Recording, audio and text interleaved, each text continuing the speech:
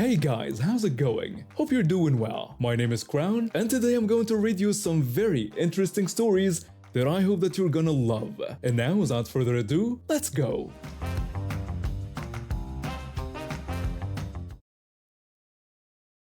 I've always loved trying new foods and pushing my limits. This appetite for culinary adventures led me to participate in eating contests throughout my college years. I won a few local competitions, which only fueled my ego. After settling down with my wife, we bought a boat and started spending weekends at a nearby lake. The marina had this cozy restaurant that served the most amazing all-you-can-eat fried catfish. These weren't your typical small fillets. We're talking whole catfish, each about the size of my hand. Over the years, my wife and I became regulars at the restaurant. We'd go there 3 or 4 times a month, and I always made it a point to see how many of those catfish I could put away. The owner, who also happened to be the cook, started keeping track of my record. He'd often tease me, saying I'd never be able to top my best of 17 catfish in one sitting. Now, I'm not one to back down from a challenge, especially when it comes to food. So when my birthday rolled around and we had a bunch of family and friends visiting, I saw it as the perfect opportunity to show off and maybe even beat my record. We all headed to the marina restaurant, and I couldn't help myself. I stood up and loudly announced to everyone that I was going to beat my record of 17 catfish that night. I made sure to say it loud enough for the owner to hear. The owner came over to take our orders, and I could see that glint in his eye. He knew I was up to something. He responded to my challenge by offering to make everything on the house if I succeeded in beating my record. The whole table erupted in cheers at the prospect of free food and drinks. However, the owner added a condition. If I failed, I would have to give his waitresses a 25% tip. Without thinking twice, I agreed to the terms, confident that eating just one more catfish than my previous record wouldn't be too difficult. I boldly declared that the owner should get ready to cover the bill for the whole table. The owner headed back to the kitchen, and we all started celebrating early. The beers were flowing, and everyone was in high spirits. A few minutes later, the owner returned with a single plate. As he presented me with my first catfish, my jaw dropped. This wasn't the usual hand-sized catfish I was used to. This monster must have weighed at least 5 pounds and took up the entire platter. My wife couldn't help but laugh, teasing me about being in trouble. One of my friends jokingly suggested that I should have specified the size in my challenge. I tried to put on a brave face, but as I picked up my fork and knife, I knew I was doomed. I barely managed to finish half of that behemoth before admitting defeat. The whole table burst into laughter, and even I joined in. The owner came back grinning from ear to ear and reminded me about the 25% tip for his waitresses. I raised my hands in defeat, acknowledging that it was only fair and that they had earned it for putting up with my big mouth. From that day on, I never tried to challenge the owner again. But you know what? It turned into one of those stories that we'd tell over and over. Every time we went back to the restaurant, someone would bring it up, and we'd all have a good laugh. The owner and I actually became pretty good friends after that. I've been working as a sous chef at Le Petit Gourmet for the past 5 years.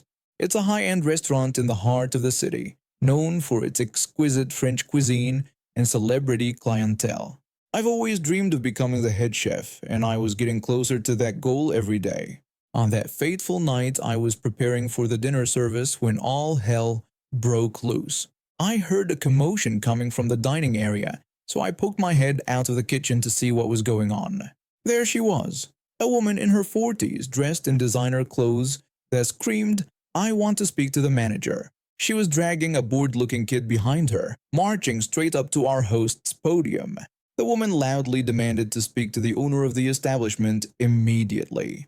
Our poor host, a college student working part-time, looked like he wanted to disappear into thin air. He apologized and explained that the owner wasn't present, offering his assistance instead. The woman refused his help, insisting on speaking to someone in charge, claiming it was a matter of utmost importance. I could see our manager approaching, probably hoping to defuse the situation before it got out of hand. Little did he know, it was already too late for that. The manager greeted the woman politely and asked how he could assist her. The woman expressed relief at finally finding someone with authority and proceeded to inform him that they were going to hire her son as their new head chef. The manager's jaw dropped and I had to stifle a laugh. Was this woman for real? The manager apologized and explained that they weren't currently hiring for that position as their head chef had been with them for over a decade. The woman dismissed this, insisting it was time for a change. She boasted about her son being a culinary prodigy, claiming he made the best microwave mac and cheese ever tasted. She declared him clearly overqualified for the establishment. At this point, I leaned in closer to hear more of this absurd conversation. The kid, who couldn't have been older than 12, looked like he wanted the ground to swallow him whole. The manager tried to explain their strict hiring policies, mentioning the need for extensive culinary training and experience for their chefs. The woman accused them of age discrimination, threatening legal action. The manager clarified that they weren't discriminating, just adhering to certain standards and requirements for their staff. The woman scoffed at the mention of standards, claiming she had eaten there before and found the food mediocre at best. She boasted that her son could outperform their so-called head chef. I felt my blood begin to boil. Our head chef was like a mentor to me, and hearing this woman insult his cooking was infuriating. The manager warned the woman that she would be asked to leave if she continued to disrupt their business and insult their staff. The woman refused to leave, demanding to speak to the head chef to prove how outclassed he was. The manager signaled to me, and I knew he wanted me to get our head chef. I ducked back into the kitchen to fill him in on the situation. The head chef was stunned at being challenged by a woman over a child who makes microwave mac and cheese. I agreed it was ridiculous and explained that the manager was trying to handle it, but the woman wasn't backing down. We walked out to the dining area together, where the woman was now causing a scene, loudly proclaiming her son's cooking skills to anyone who would listen. The woman spotted the head chef and taunted him, suggesting he must be trembling now that there was real competition.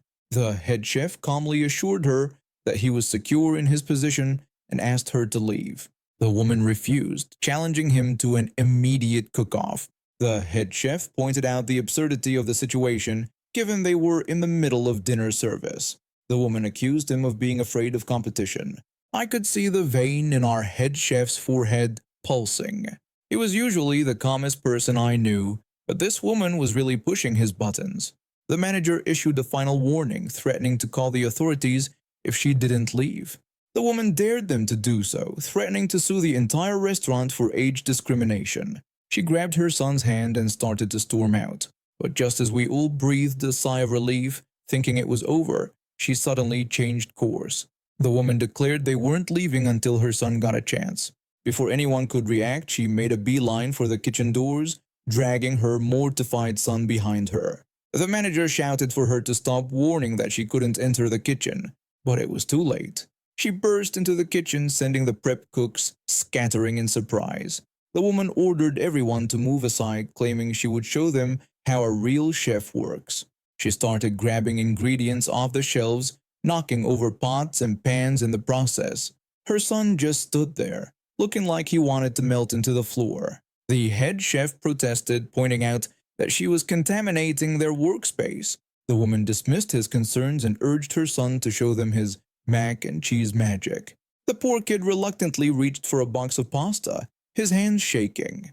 That's when all hell broke loose. One of the line cooks, trying to stop the woman from making a bigger mess, accidentally knocked over a pot of soup.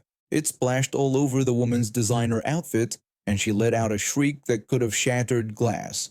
The woman yelled about the cost of her outfit compared to the cook's salary. She grabbed a handful of mashed potatoes and hurled it at the cook.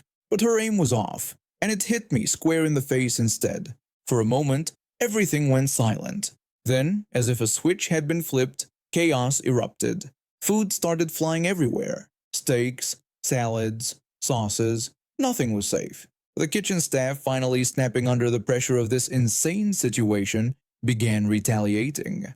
I found myself ducking behind a counter, armed with a ladle full of lobster bisque. In the midst of this culinary war zone, I saw the manager trying to restore order. He was inching his way towards the woman, probably hoping to escort her out once and for all. The manager pleaded for everyone to calm down, pointing out how unprofessional the situation was. But his words were drowned out by the sound of shattering plates and the woman's continued screeching. Her son, bless his heart, was cowering under a prep table, covered in what looked like béarnaise sauce. Just when I thought things couldn't get any worse, I saw the woman's son emerge from his hiding spot. He was holding something in his hand, but from my vantage point, I couldn't quite make out what it was. The woman encouraged her son to defend his mother's honor. The boy, looking absolutely terrified, stumbled forward. In his panic, he tripped over a fallen pan and went sprawling right towards the manager. There was a collective gasp as we all saw what the kid had been holding: a kitchen knife. In his fall, the knife plunged straight into the manager's leg. The manager cried out in pain, realizing he had been stabbed. The food fight came to an abrupt halt. The woman's face went from red with anger to pale with shock in an instant. I called for someone to call an ambulance and the police. As if on cue, we heard sirens in the distance. Apparently, one of the hosts had the presence of mind to call 911 when the food fight broke out. The next few minutes were a blur. Paramedics rushed in to tend to the manager, while police officers handcuffed both the woman and her son. The boy was sobbing uncontrollably, while the woman kept screaming about lawsuits and injustice. An officer read them their Miranda rights as they were being arrested. As they were led away, the woman could be heard still trying to argue her case, insisting it was all a misunderstanding and that her son was a culinary genius. She threatened legal action as they were escorted out. The restaurant was a disaster zone. Food splattered every surface, broken dishes littered the floor, and shell-shocked staff members stood around trying to process what had just happened. We later found out that the woman was charged with trespassing, assault, and contributing to the delinquency of a minor. Her son was sent to juvenile detention. The manager made a full recovery and pressed charges against both of them. I've always been proud of my garden. It's not just a hobby, it's a piece of my heart that I've poured into this little patch of earth. When my husband and I moved to this quiet HOA community a few years ago, I was thrilled to have a space to create my own little oasis. We'd left behind everything familiar in Ukraine to start a new life here, and my garden became my way of putting down roots, literally and figuratively. At first, everything was perfect. Our neighbors were friendly, the community was peaceful, and I spent countless hours tending to my flowers and decorating our little front yard. I even installed some beautiful yellow solar path lights to illuminate the walkway. They weren't expensive, but they added a warm, welcoming glow that made me smile every time I came home. But then, strange things started happening. One day I noticed one of my path lights was missing. A few weeks later I found some of my carefully planted flowers ripped out and tossed onto our front steps. Another time someone had dumped their garbage in front of our door. Each incident left me feeling more and more unsettled. Who would do such things? And why? We didn't have security cameras back then, so I had no way of knowing who was behind these acts. I tried to brush it off, telling myself it was probably just some kids playing pranks. But deep down, I couldn't shake the feeling that something wasn't right. Despite these setbacks, I kept working on my garden. I replaced the stolen light, replanted the flowers, and tried to move on. My husband suggested we install security cameras, but I hesitated. I didn't want to believe we needed them in such a nice neighborhood. Looking back, I wish I'd listened to him sooner. It wasn't until recently that things came to a head. I was doing my usual check of the garden when I noticed something odd. One of my yellow solar path lights had been replaced with a smaller white one. I knew immediately that this wasn't mine, but I couldn't understand why someone would swap lights instead of just stealing mine outright. Thankfully, we had finally installed those security cameras my husband had suggested. I rushed inside to check the footage, and what I saw left me speechless. There, clear as day, was a woman I recognized from the next street over. She walked up to my flower bed carrying her own path light, calmly exchanged it for mine, and walked away with my yellow light in hand. I couldn't believe my eyes. This wasn't some random act or a misunderstanding. This woman had deliberately stolen from me. And the worst part, she'd done it so casually as if she had every right to take what wasn't hers. The next day, I saw her taking her usual walk past our house. I recognized her instantly. Same clothes, same hairstyle.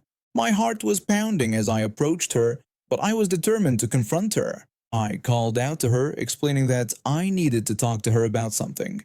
When she responded, I told her that I had seen her on my security camera the previous day, taking one of my solar lights and leaving her old one in its place. She claimed not to know what I was talking about. I offered to show her the video footage, but she merely responded with uncertainty and then walked away without further comment or apology. I was furious. It wasn't about the value of the light. It was a cheap thing, maybe $5 at most. It was the principle of it, the audacity to walk onto someone else's property and take what isn't yours, and then to act like it's no big deal when confronted. As I thought about it more, I started to wonder if she was behind the other incidents too. The stolen lights, the uprooted flowers, the garbage on our steps. It all started to make a sick kind of sense. I called our homeowners association to report the theft and ask if anyone else had complained about similar incidents. They hadn't heard anything, but they made a note of my complaint. It wasn't much, but at least it was on record now. Later that week, I was out for a walk with my son when I spotted her house. Curiosity got the better of me and I looked up the property details online. That's when I discovered her last name was Russian. Suddenly, her accent made sense, and a lot of things clicked into place. You see, I'm Ukrainian. We have a car magnet proudly displaying our heritage. I wondered if that had something to do with her behavior. Was she targeting us because of where we're from? The thought made my blood boil. I kept mulling over what to do. Part of me wanted to let it go, and after all, it was just a cheap light. But another part of me couldn't stand the injustice of it all. Every day she'd walk past our house like nothing had happened. Every day I'd see that white light where my yellow one should be, a constant reminder of her theft. In the end, I decided to file a police report. I know it probably won't go anywhere. The police have bigger things to worry about than a stolen solar light. But at least it'll be on record that she's a thief. Maybe that'll make her think twice before she decides to help herself to someone else's property. The funniest part of all this, I walked by her house the other day and guess what? She doesn't have a single path light in her yard. Not one. She stole mine, and she's not even using it. It's just sitting in her house somewhere, gathering dust. I don't know what's going to happen next. Maybe nothing. Maybe she'll see the police car pull up to take my statement and realize she can't get away with this behavior. Or maybe she'll just keep on stealing, thinking she's above the consequences. But one thing's for sure, I'm not going to let her make me feel unwelcome in my own home. This is my garden, my little piece of America, and I'm going to protect it. And now we have reached the end of today's stories. Thank you for watching, and see you next time.